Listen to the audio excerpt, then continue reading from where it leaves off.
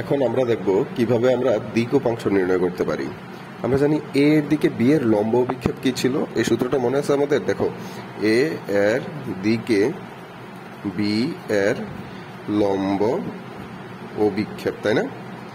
এটাকে আমরা প্রকাশ করছিলাম বি কস থিটা দিয়ে, তাই না? এই যে বি কস থিটা, এটা এ এর দিকে বি এর লম্ব অভিক্ষেপ। এই বি কস থিটার সাথে যদি আমরা একটা এ এর ভেক্টর, মানে যার দিকে তার ভেক্টর গুণ করে দিই, তখনই আমরা কি পেয়ে যাব? দিক উপাংশ। তাহলে আমরা কি বলতে পারি? এ এর দিকে বি এর দিক উপাংশ কত আসবে? তখন আসবে হলো যে আমাদের বি কস থিটা ইন্টু কত আসবে?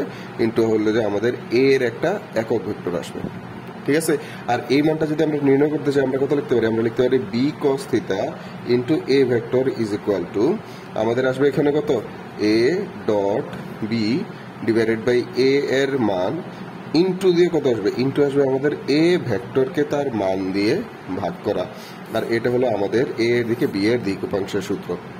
ঠিক সিমিলার ভাবে আমরা যদি বলতে চাই বি এর দিকে এ এর দিক উপাংশ, তাহলে ওটা কত হবে? এটা হবে এ কস থিটা ইন্টু আমাদের এখানে কত হবে? ইন্টু হবে আমাদের বি এর একক ভেক্টর। তাহলে এ কস থিটা ইন্টু বি এর একক ভেক্টর, এটাকে আমরা কত লিখতে পারি? আমরা লিখতে পারি A dot B divided by V vector, B এর মান ইন্টু আমাদের কত হবে? যে বি ভেক্টরকে তার মান দিয়ে ভাগ করা।